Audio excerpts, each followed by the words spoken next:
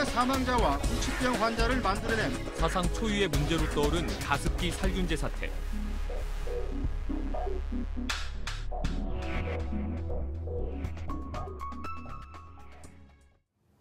해외 직구, 아마 젊은 층은 물론이고요. 특히 엄마들의 경우는 자녀들의 목욕용품이라든가 화장품 등을 구입할 때 종종 사용해 보셨을 것 같습니다. 저희 집에서도 그 아이들 그 과자 같은 것들 구입을 해봤는데요. 요즘에는 쇼핑몰에서 일정 금액 이상이면 무료 배송도 해줍니다. 그런데 해외 직구로 유통되는 화장품에서 가습기 살균제 원료로 알려진 메틸클로로이소치아 졸리논이 검출되었는데요. 과연 무엇이 문제인지 참 좋은 경제연구소 이인철 소장님 모셨습니다. 어서 오십시오. 이게 사실 굉장히 충격입니다. 이 화장품은 물론이고 지금 의약품, 식품에 이르기까지 해외 직구는 계속 늘어나고 있지 않습니까? 그런데 이 직구로 들어오는 제품 중에서 독성 물질이 들어가 있다. 근데 이거를 검출해내지 못하는 그런 상황이 된다는 말인데, 자, 일단 직구 시장의 규모부터 좀 확인해 주시죠. 지난해만 예. 해외 직구로 거의 이제 수입된 건수가 예. 2,300만 건이 넘습니다. 아, 엄청나네요. 2,300만 건이라면 우리나라 인구 2명 가운데 1명 정도가 해봤다는 얘기거든요. 그렇죠. 근데 이 금액으로 보면 21억 1천만 달러니까 약 2조 3천억 원 가량. 예. 그러니까 1회당 거의 한 10만 원꼴로 예. 하고 있다는 건데, 이건 뭐 예상을 해보시면 지금 해외 직구를 통한 관세 면세 한도가 150달러거든요. 예. 물론 뭐 한미 FTA 때문에 미국의 경우에는 200달러 상한이 있습니다만, 그걸 감안하게 되면 최근 5년간 해외 직구 건수를 보게 되면 8천만 건이 넘고 있고요. 8,300만 건, 그리고 누적 금액만 거의 9조 원에 육박을 하고 있습니다. 근데 이게 성장률을 보니까 지난해만 1년 전에 비해서 29%가 늘었어요. 예.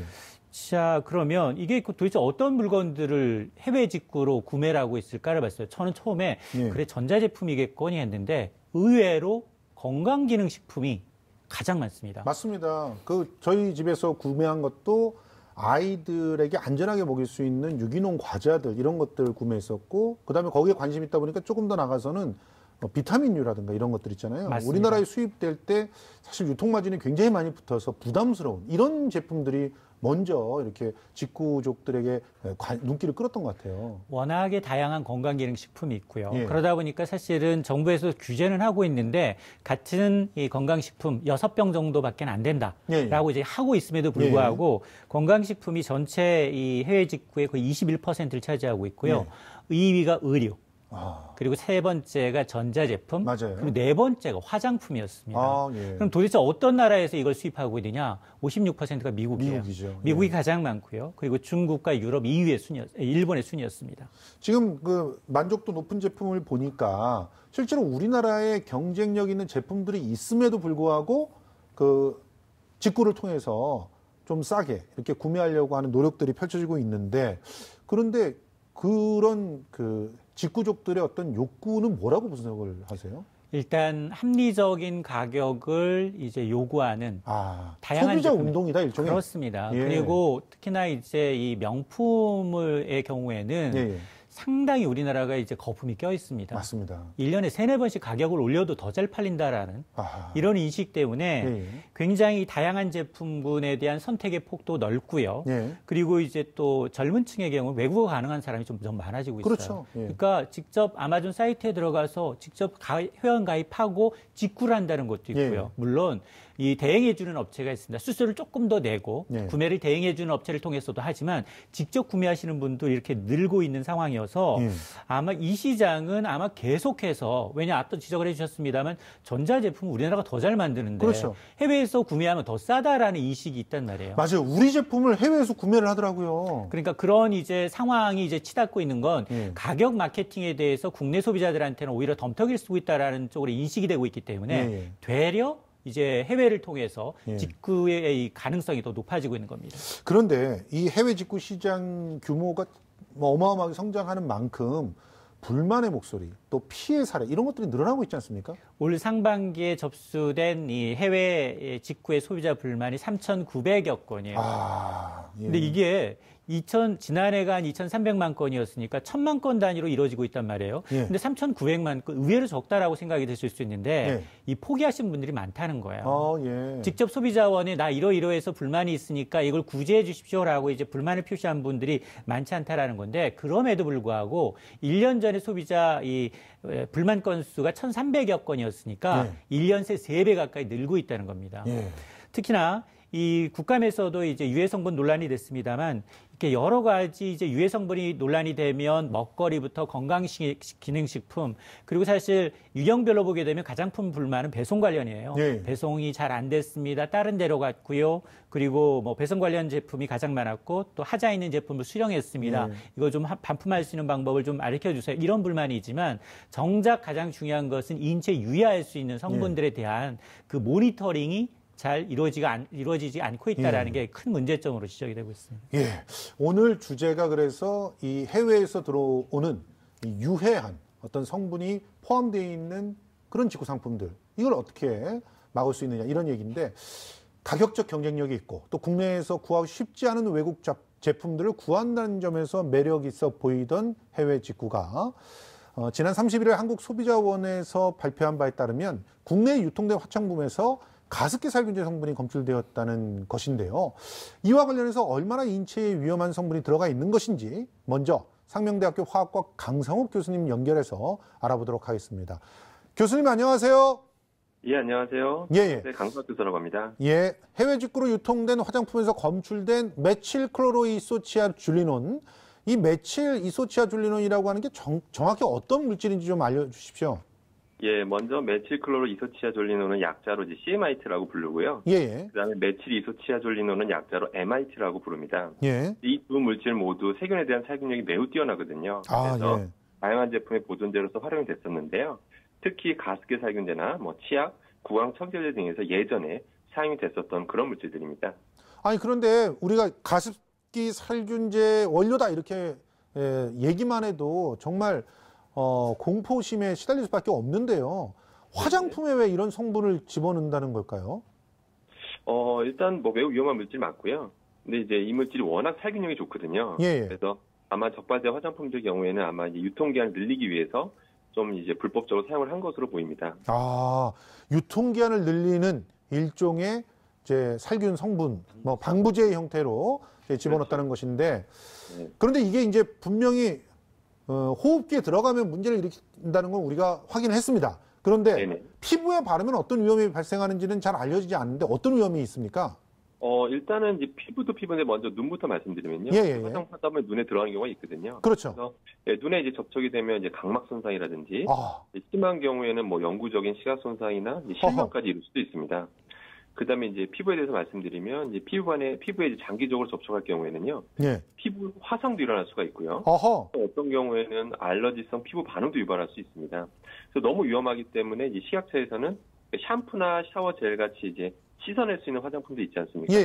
그런 화장품에만 제한적으로 0.0015%, 즉 15ppm 이하로만 허용할 정도로 매우 위험한 물질군이라고 보시면 됩니다. 아니 요즘에는 지금 샴푸에도요 이런 성분들을 안 썼다는 것이 마케팅 포인트가 될 정도로 정말 안전하고 좀 천연의 그 성분들이 사용되는 화장품이나 뭐 이런 것들을 많이 쓰고 있는데 이 해외 직구로 유통되는 물건들이 이런 게 있다니 참 충격인데요. 이게 화장품만의 문제가 아니라면서요. 뭐 버젓이 마약류라든가 또 뭐 그 유통이 금지되어 있는 의약품들이 직구를 통해서 유통되기도 한다는 얘기인데 지금 그 해외 사이트에서 직접 구매한 881개의 제품 중에서 81개의 제품이 우리 식품에서 사용할 수 없는 의약품 성분들이 뭐 나왔다. 그래서 논란이 됐다고 하던데 이건 어떤 성분들이고 어떤 위험을 갖고 있는 성분인지 좀 알려주십시오. 먼저 제가 알기로는 이제 크게 두 가지가 최근에 검출돼 논란이 됐는데요. 하나가 L-시트 룰린이라는 거고요. 하나는 이제 요힌빈이라는 그런 건데요. 간단히 말씀드리면 이제 이것은 L-시트 룰린 같은 경우에 이제 부작용으로서 뭐 구역질이라든지 복통, 설사를 일으킬 수 있다고 알려진 위험 물질이고요. 그다음에 요인빈은 사실 동물 진정제입니다. 그런데 이제 사람한테 과량 들어올 경우에는 환각이라든지 뭐 심방이 무질서하게 뛰면서 불규칙한 맥박을 형성하는 뭐 심방세동 등의 어떤 여러 가지 심각한 부작용이 일어날 수 있는 그런 물질들입니다. 그렇군요. 지금 해외 직구 의약품 중에서 특히 주변에서 다이어트 관련 제품들 샀다는 사람들이 꽤 많고요. 또 무슨 네네. 성기능 개선에 효과가 있다는 제품들을 그냥 암암리에 사는 분들이 굉장히 많아요. 그런데 여기에도 이상한 성분들이 들어가 있다면서요. 어떤 겁니까? 네, 최근에 문제됐던 게 타다라필이라는 이제 성분이 검출돼 논란이 됐는데요. 예. 이 타다라필이라는 게 뭐냐면 가장 유명한 이제 발기부전 치료제인 시알리스 있지 않습니까? 예. 이 시알리스의 주성분이 바로 타다라필입니다. 아하. 그런데 이제 의사에게 진료나 진단도 받지 않고 예. 이런 타다라필을 과량 복용하게 되면 특히 이제 심장 질환이 있는 환자의 경우에는 이제 심근경색이라든지 예. 심장 마비 등을 일으킬 수 있는 매우 위험한 물질입니다. 아니 이런 게 들어가 있는지도 모르고 이제 먹었다 이러면 진짜 큰일 날 수도 있는 상황인데 아니 이게 해외 직구로 들어오다 보니까 뭐 구매하다가 적발된다고 해도 뭐 처벌도 쉽지 않고 굉장히 애로사항이 많은 모양이에요. 아, 맞습니다. 사실 심각한 문제인데요. 예. 일단 뭐 국가 차원 입장에서 보면 사실 제품이 워낙 많아서 예. 그걸 일일이 해외 회사에 문제 제기를 한다든지 예. 또는 행정조치 처분을 요청해야 되는데 일단 회사 수가 너무 많기 때문에 예. 너무 많은 것도 문제고 그다음에 국가 간의 법적 처리 관련된 규정도 없습니다. 예. 처벌이 어렵고요. 그다음에 설령 이제 뭐 피해자가 굉장히 많이 나와서 이제 뭐 문제 제기를 해도 그 또 피해를 입증하는데 또 수많은 실험을 해야 되거든요. 그렇네요. 그 기간만 또 몇 년이 걸립니다. 아. 그 기간도 오래 걸리고 그다음 업체 망하면 또 끝이고요. 예. 또 그다음 만약에 설령 배상금 판결이 난다 하더라도 예. 고의로 그 회사가 이제 또 폐업 처리를 해버리면 예. 구독이 이제 사실상 또 해외에 있는 회사다 보니까 그렇죠. 받을 방법이 없다고 봐야 됩니다. 사실. 아. 자, 그러면 소비자들이 해외 직구로 화장품이라든가 의약품을 구매할 때 뭐 성분을 일일이 확인하는 것도 쉽지 않으니까요. 그러니까 어떤 것들을 유의해야 되는지 좀 교수님께서 좀 알려주시면 안 될까요? 일단 뭐 굉장히 어려운 질문이신데요. 예. 간단히 말씀드리면 사실 성분이 다 표기라도 돼 있으면 그나마 다행인데요. 그렇죠. 성분이 이제 제대로 표기가 안 돼 있는 경우도 많고요. 예. 사실 무엇보다 독성이라는 건 사실 함량이 비례합니다. 아. 그러니까 성분이 표기돼 있다 하더라도 안심하시면 안 되는 게 예. 그 성분에 대해 함량이 각각 기재가 안 돼 있으면 결국 그 물질의 위험성을 알 수도 없습니다. 그렇군요. 네, 그래서 가급적이면 제품을 고르실 때 성분 함량 퍼센트가 공개되어 있는 제품을 고르시는 게 추후에 이제 분쟁이 일어났을 때 해결할 수 있는 근거도 될 수가 있고요. 예. 그다음에 이제 또 뭐 각 제품에 대해서 정보나 사용 후기를 공유하는 사이트들이 있잖아요. 그렇죠. 그런 데서 이제 정보를 얻는 것도 한 방법이겠습니다만 예. 기본적으로는 개인이 할 수 있는 건 좀 제한적입니다. 예. 결과적으로 정부 차원에서 예. 이 직구 제품에 대한 관리 감독책을 갖춰서 예. 뭐 사전에 수입을 차단하거나 또는 이제 한 번 유해 물질이 적발된 회사명은 이제 확실히 공지를 하고 예. 수입을 원천 차단하는 등의 뭐 원 스트라이크 아웃 제도 같은 예. 그런 것을 이제 도입하는 게 가장 바람직하다고 볼 수 있습니다. 예. 정말 시급히 대책이 마련돼야 되지 않을까 생각이 됩니다. 오늘 전화 연결 고맙습니다. 예, 감사합니다. 예. 안녕히 계십시오. 네. 아유, 우리 지금 교수님과 확인을 해봤는데요. 이거 진짜 웃을 수 있는 그런 상황이 아닌 것 같습니다. 심각한 문제인데 유통 과정 중에 안전성이 확인되지 않은 성분이 이게 나온다고 해도 뭐 제지할 수가 없는 이런 상황. 맞습니다. 이런 상황을 어떻게 극복할 수 있는지 참 답답합니다. 지난해 2,300만 개가 물건이 해외 배송이 왔다 갔다 했습니다. 예. 그걸 정부가 다 모니터링하기는 사실상 불가능합니다. 그래서 지금 식약처가 하고 있는 거 예. 워낙에 대상 제품이 많고 그리고 이걸 해결하기 위해서는 여러 가지 절차를 거치는데 정부가 지금 하고 있는 거는 그나마 이제 굉장히 큰 이제 플랫폼 업체들 이런 이제 업체들의 어떤 사이클을 상시 모니터링하는 겁니다. 그러니까 이제 예를 든다면 아마존과 같은 주요 판매 사이트를 모니터링하면서 거기에 이제 유해 제품이 있는지 여부를 모니터링해서 정말로 이제 FDA 미 식품의약청의 기준에 따라서 유해 식품이다라고 할 경우에는 식약처에 간단하게 이런 제품은 유해 제품이니까 이제 금지합니다. 또 그걸 만에 하나 그 사이트를 폐쇄하기 위해서는 이게 식품의약청 혼자 나타나는 게 아니라 방통위의 유해 사이트를 좀 차단해 주십시오. 협조를 해야 되는데 그 과정이 또 걸려요. 한 달 이상. 그러다 보니까 실질적으로 이제 내가 피해를 보고 그다음에 바로 구제 요청을 한다 하더라도 앞서 얘기한 것처럼 그 피해 구제 요청을 신청한 사이에 그 사이트는 폐쇄해 버린다거나 국내법에 적용이 안 되다 보니까 빠져나갈 개연성이 훨씬 많고 이제 그다음에 이 법정 소송으로 가게 되면 비용은 더 커지니까 아예 지레 포기하고 있다는 겁니다. 아니 이게 이렇게 보호를 받을 수 없는 그런 상황인데 지금 여전히 많은 분들이 이걸 이용하고 있다는 거 왜 그럴까요? 그리고 이 유해 성분이 함유되어 있는 제품들에 대해서 사실 아까 교수님 같은 경우는 원 스트라이크 아웃을 도입해가지고 바로바로 퇴출시켜야 된다 그랬는데 그런 게 왜 적용되지 않고 있는지. 그러니까 양쪽이 다 진짜 좀 이해가 잘 안 돼요. 소비자들은 위험하다는 걸 어느 정도 알면서도 왜 그러고 있는 건지. 그리고 또 정부는 왜 그걸 확실하게 틀어막지 못하고 있는지 참 답답하거든요. 그러니까 이제 국가별로 이런 이제 해외 직구에 대한 관련법이 다 미비하다 보니까 특히나 이제 이런 대상국들이 미국, 그리고 중국, 그리고 유럽, 유관 기관들이 서로 협업해서 이런 제품에 대해서는 자국에서 좀 어느 정도 걸러줘야 될 필요가 있거든요. 그럼에도 불구하고 그게 안 되다 보니까 이 기관별, 국가별 협조 체계가 미비돼 있는 데다가 이 시장은 급성장을 하고 있습니다. 물건을 파는 입장에서 미국은 매출이 많이 발생할수록 외국 소비자들을 끌어오면 끌어올수록 또 다다익선이고 또 그런 데다가 만에 하나 우리가 이제 문제를 제기했을 경우 자국의 어떤 기업 보호 차원에서도 이제 이런 것들이 맞물려 있다 보니까 시장은 커가고 있는데 관련법은 미비한 거고 그리고 이제 우리는 인력적인 문제, 예산적인 문제를 들어서 사실은 이게 개인의 선택의 문제고 그러다 보니까 정부가 허가한 관련 유관업체를 통해서만 이제 하는 게 정식 통관 허가한 제품만을 하라. 가격 비교를 하고 합리적인 선택을 하는 건 좋지만 굉장히 그러다 보면 사이트나 아니면 신뢰성을 이제 의심받을 수 있는 업체들의 제품에 대해서는 안심할 수 없기 때문에 그건 좀 자제하라고 하고 있지만 그러나 이제 소비자 심리 입장에서는 똑같은 물품을 굉장히 저가에 팔겠다 이런 유혹에 쉽게 넘어가고 있는 겁니다. 지금 뭐 그 정부끼리 모여서 정말 대토론을 해야 되겠네요. 그래서 하다못해 이제 유해한 성분이 얼마 이상 들어가면 안 된다 이런 기준들을 갖다 좀 통일시키기라도 하면 조금 더 서로가 일괄적으로 이 문제를 해결할 수 있지 않을까요? 그리고 최근 또 문제가 되고 있는 게 그나마 미국은 FDA라는 아주 강력한 소비자 규정을 하고 있는 데에 대한 규정이니까 엄격하게 따지지만 중국은 사실 그렇지 못하거든요. 그러니까 지금 문제가 되고 있는 뭐 라돈도 마찬가지고요. 여러 가지 유해 성분의 물질의 그 원산지를 따지고 거슬러 올라가면 중국산이 되게 많거든요. 물론 중국이 최근 들어서는 저가의 경쟁력이 있는 제품을 많이 만드는 것도 사실이지만 그만큼 가짜라고 하는 특히나 발기부전제, 뭐 건강기능식품 비슷한 유의 이 제품을 이제 만들어서 공급하는 공급처이다 보니까 이런 피해 사례가 대부분 이제 저가의 중국산이라는 게 문제입니다. 아, 진짜 그 가짜 브랜드 작품들 있잖아요. 우리가 흔히 짝퉁이라고 말하는 것들. 이걸로 피해 보는 분들도 지금 눈덩이처럼 불어나고 있더라고요. 그러면 최소한 이 부분에 대해서는 좀 더 강력하게 조치를 할 수 있지 않나요? 그러니까 짝퉁은 좀 확실하잖아요. 뭐 유해 성분이니 뭐니 이런 거는 따지기가 좀 어렵다 그래도 미국이 중국을 포기한 이후에요. 그래요?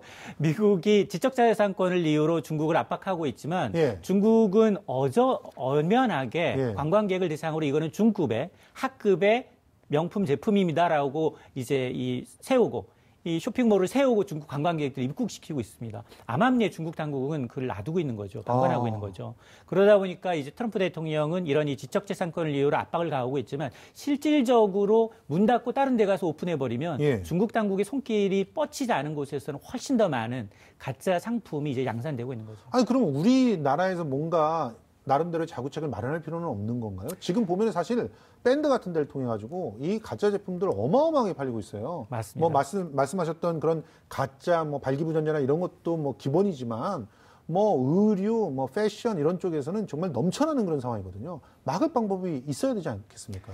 사실 이 우리나라가 이제 강점을 갖고 있는 이제 전자제품이나 역수입하는 것조차도 이제 못 막고 있는 상황에서 해외 명품의 이제 짝퉁 제품을 국내 소비자들이 선택하는 것까지 선택권을 막을 수는 사실은 없거든요.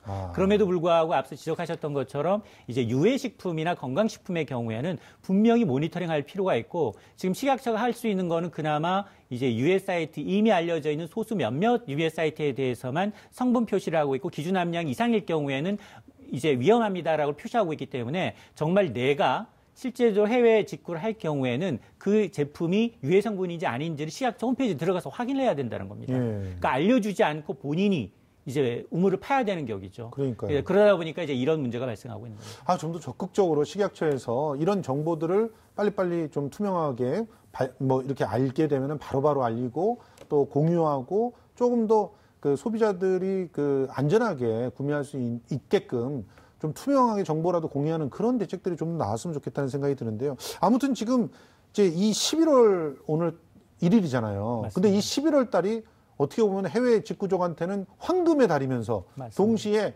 피해가 급증하는 그런 달 아닙니까?